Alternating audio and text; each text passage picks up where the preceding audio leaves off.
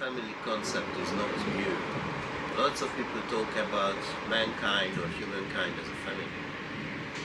What we have added to that is to look at the existing situation in the world today and consider the 7,000 million people, 7 billion people, as equal members of the same family.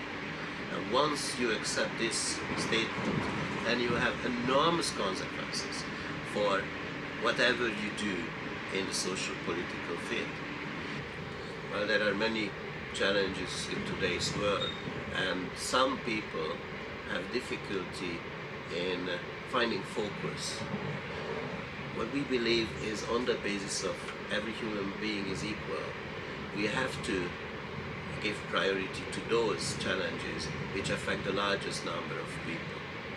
And in that context, when you implement the human family concept as a family of 7,000 million equal members, then you certainly have to look at the climate change or climate crisis which we are facing, which is threatening the entire human civilization.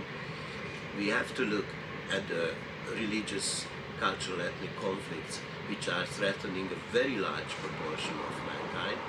And we have to look at extreme poverty, which is definitely affecting a very large part of mankind, in addition to the moral damage which it does to the rest of mankind. If you accept that we are 7 billion equal people, then we need to develop a joint self-governance of those matters on the basis of this equality.